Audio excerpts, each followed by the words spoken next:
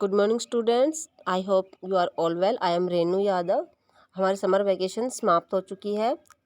1 जुलाई आज, और आज से हम अपना न्यू टॉपिक स्टार्ट कर रहे हैं। जिस बच्चे ने बुक परचेज नहीं की है वो स्कूल हमारे रीओपन हो चुके हैं, तो आप स्कूल में जाकर और बुक परचेज कर लीजिए ताकि अपनी स्टडी को कंटिन्यू कर सकें।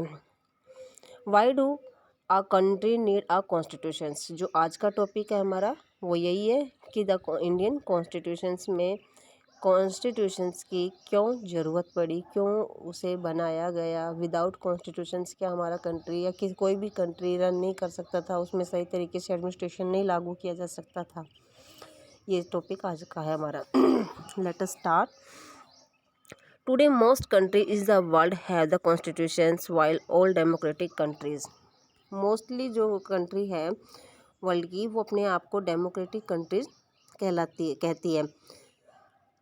कॉन्स्टिट्यूशंस जो है उनका वो ही कहता है कि हमारे कंट्री में जो कॉन्स्टिट्यूशंस जो बनाया गया है वो डेमोक्रेसी के बेस पर ही बनाया गया है।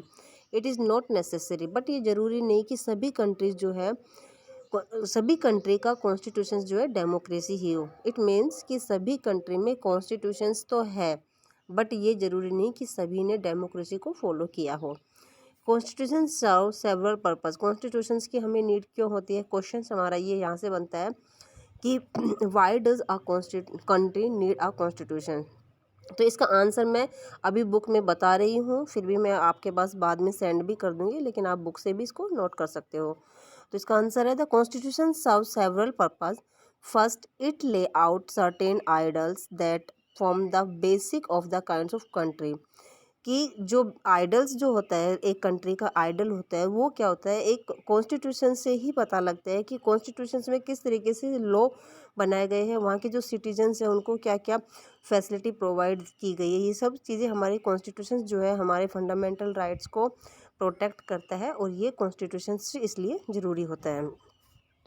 Constitution tell us what the fundamental nature of our society. Constitution हमें ये भी बताता है कि हमारी जो फंडामेंटल नेचर जो है सोसाइटी का वो किस तरीके का है और किस तरीके का होना चाहिए। A country is usually made up different communities. एक कंट्री जो होती है, कोई भी कंट्री है, कोई भी सोसाइटी है, कोई भी कम्युनिटी है, तो उसमें डिफरेंट डिफरेंट टाइप्स के लोग रहते हैं। उनका जो है कल्चर अलग होता है, उनका रिलीजन अलग होता है, उनकी लैंग्वेज अलग होती है। बट जो हमारा कॉन्स्टिट्यूशंस है वो हमारी हेल्प करता है सर्व करने में सेटअप रूल्स की। वो जो कॉन्स्टिट्यूशंस में जो रूल्स बनाए गए हैं वो सभी उन पर बिलीव करेंगे और सभी उनको फॉलो करेंगे। सभी को वो एग्री करने होंगे वो रूल, और उसी के अकॉर्डिंग जो है चलना पड़ेगा। तो इसीलिए जो है कॉन्स्टिट्यूशंस की ज़रूरी है। एक प्रकार से कॉन्स्टिट्यूशन जो है पीसफुली तरीके से गवर्नमेंट को रन करने में भी हेल्प करता है। The constitutions help serve the setup rules person in a country can agree as the govern. This include not only types of government. ये केवल गवर्नमेंट को ही कंट्रोल नहीं करता है, साथ साथ में लोगों को भी अपहोल्ड करके रखता है। मतलब एक यूनिटी बना के रखता है कि अलग अलग कम्युनिटीज़ के लोग, अलग अलग कास्ट के लोग हैं, फिर भी वो इंडियन है। तो इस तरीके से, तो एक एग्जाम्पल के थ्रू हम इस चीज़ को समझेंगे कि एग्जाम्पल जो है वो नेपाल का है।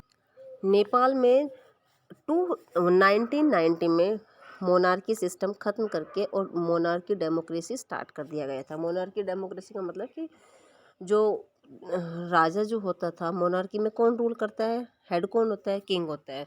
तो अब जो किंग जो था उसने जो उसके पास केवल नाम मात्र की पावर थी, और उसने अपने मिनिस्टर बनाए हुए थे जो उनकी सलाह से वो कंट्री को रन करता था।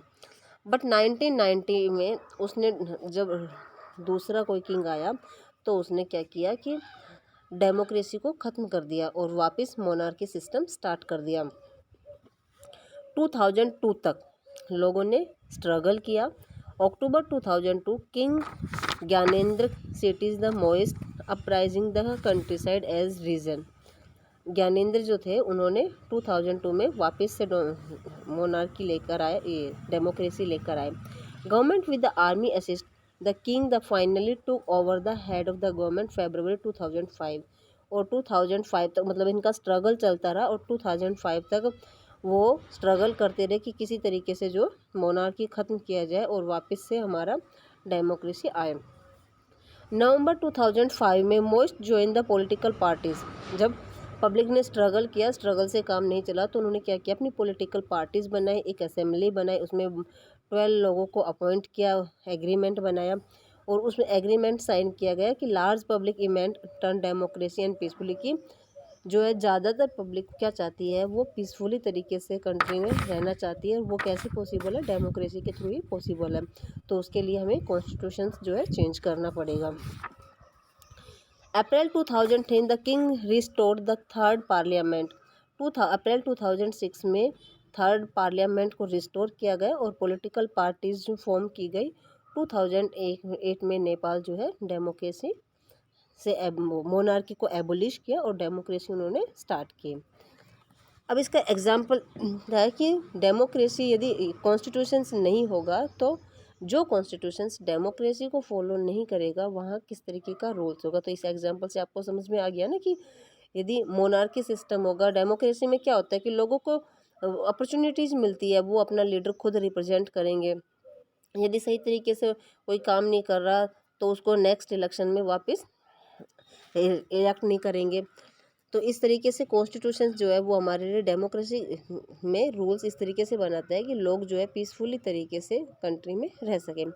Late us try to understand what we mean the through the two contrast situation. अब दो और सिचुएशन बताइए। एक तो ये नेपाल की मैंने बता दिया आपको कि नेपाल में 2006 में फाइनली किस तरीके से वो सक्सीड हुए और मोनार्की किंग पावर का एंड हुआ और कॉन्स्टिट्यूशंस को राइट करना स्टार्ट करने किया गया। The reason that the did not want to continue. अभी क्वेश्चन ये भी आ सकता है कि why did the people of Nepal want to new constitutions, कि जो नेपाल के लोग थे वो न्यू कॉन्स्टिट्यूशंस क्यों बनाने चाहते थे। तो इसका भी आंसर आपको मैं बताती हूँ। First of all the people want end to the power of king. वो पावर ऑफ किंग को एंड करना चाहता था, उसकी किंग की जो रूल्स थे उनसे वो लोग परेशान हो जाते थे। Second, they did not want to continue the previous continuous, कि जो कॉन्स्टिट्यूशन जो पहले वाला जो है वही दोबारा कंटिन्यू नहीं करना चाहते थे, because it did not reflect the idols. वो कॉन्स्टिट्यूशन था वो आइडल्स नहीं था कंट्री के लिए। दे वांट नेपाल, वो ऐसा एक नेपाल चाहता था जो कि एक आइडल हो, इसलिए उन्होंने न्यू कॉन्स्टिट्यूशन की डिमांड की। As in the game of the football, second जो एग्जांपल दिया गया है वो फुटबॉल गेम का दिया गया है कि किस तरीके से फुटबॉल गेम में जो प्लेयर्स जो होते हैं वो एक कम्युनिटीज़ की तरह होते हैं, मतलब एक ग्रुप की तरह होते हैं ना। एक जो टीम जो होती है वो एक ग्रुप की तरह होती है, उसमें अलग अलग रीजन्स के अलग अलग टाइप्स के प्लेयर होते हैं, लेकिन फिर भी वो खेलते हैं तो क्या सोचकर कि ये हमारी एक टीम है और इसको हमें क्या करना है, जिताना है। तो इसी तरीके से वो टुगेदर हो जाते हैं अपने आप में। तो इसी तरीके से कॉन्स्टिट्यूशंस जो है लोगों को क्या करता है, टुगेदर करता है। गवर्नमेंट को डेमोक्रेटिक सिस्टम चलाने के लिए रूल्स बनाता है। Need to change all the constitution rules the order to earn share the new society, और न्यू सोसाइटी में चेंज कर देता है कॉन्स्टिट्यूशन। सेकंड है, फर्स्ट एग्जांपल हमने दिया।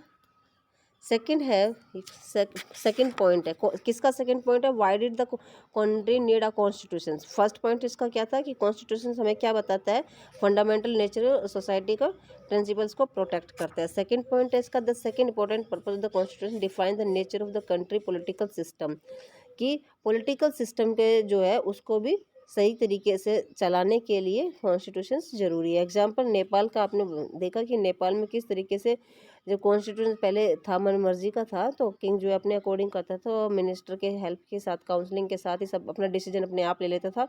तो लोग जो है किस तरीके से स्ट्रगल करना स्टार्ट कर देते और अपने आप को वो इंडिपेंडेंट करना चाहते थे इस कॉन्स्टिट्यूशन से। थर्ड है, in the democracy we choose our leader, कि डेमोक्रेसी होने से हमें हमारा लीडर चूज़ करने का मौका मिलता है, अपॉर्चुनिटीज़ मिलती है। पावर रिस्पॉन्सिबिलिटी ऑफ आवर बिहाव, और हम उस लोगों को लीडर बनाना पसंद करेंगे जो उन लोगों को जो हमारे बिहाफ मतलब हमारे पक्ष में सोचे। However there is always the possibility of this the leader might misuse, इसमें मिसयूज, पावर का मिसयूज करने के चांसेस कम होते हैं। किस तरीके से कम होता है, क्योंकि जो लोगों ने जिस लीडर को चूज़ किया यदि वो सही तरीके से काम नहीं करेगा तो नेक्स्ट इलेक्शन में उसको क्या कर दिया जाएगा, हम वोटिंग नहीं करेंगे, उसको वापस इलेक्शन से हरा देंगे। अब इसका एग्जांपल दिया गया है क्लास के मॉनिटर के, कि सुरेश नाम का जो टीचर जो होती है क्लास से बाहर चली जाती है, तो बाहर किसी रीज़न से जाती है, तो वो सुरेश को क्लास का मॉनिटर के रूप में छोड़ कर जाती है। तो मॉनिटर जो है अपनी पावर का मिसयूज करता है, वो अनिल नाम का जो स्टूडेंट है उसको बोलता है कि जब मैम आएगी तो मैं आपकी जो है कंप्लेन करूँगा कि आप जो है क्लास में डिस्टर्ब कर रहे हो। और जब मैम क्लास में आती है तो वो मैम को यही बोलता है, तो मैम जो है अनिल को डांट देती है, और इस तरीके से जो मॉनिटर है वो अपनी पावर का मिसयूज करते हैं। बाद में जब मैम को पता लगता है तो वो समझ जाती है कि जो सुरेश जो है उन्होंने अपनी पावर का मिसयूज किया है। तो ये हमारे रीजंस थे कुछ कि हमें कॉन्स्टिट्यूशंस की क्यों नीड पड़ती है। नेक्स्ट पॉइंट है दलित राइटर ओम प्रकाश वाल्मीकि। ये कॉन्स्टिट्यूशंस जो है हमें इक्वालिटी प्रोवाइड करता है। दलित जो राइटर था ओम प्रकाश वाल्मीकि, ये जब स्कूल में जाते थे 7th क्लास में, तो इनका साथ जो क्लास में बहुत ज़्यादा डिस्क्रिमिनेट किया जाता था, क्योंकि ये दलित फैमिली से बिलोंग करते थे, शेड्यूल कास्ट से बिलोंग करते थे। तो इसको जो है सभी तरीके की अपॉर्चुनिटीज क्लास में जो है पीछे बैठने के लिए डेस्क दी जाती थी। तो इससे ये अपने आप को जो है बहुत ऐसा अनसेफ फील करते थे। तो जो कॉन्स्टिट्यूशंस है हमारी, जो डेमोक्रेसी है, वो हमें रिलीजन, रेस, कास्ट, जेंडर और प्लेस और ऑफ बर्थ से भी प्रोटेक्ट करती है, डिस्क्रिमिनेट होने से बचाती है, हमें राइट प्रोवाइड करती है, इक्वलिटी का फंडामेंटल राइट्स हमारे गारंटीड करती है कॉन्स्टिट्यूशंस के थ्रू ही।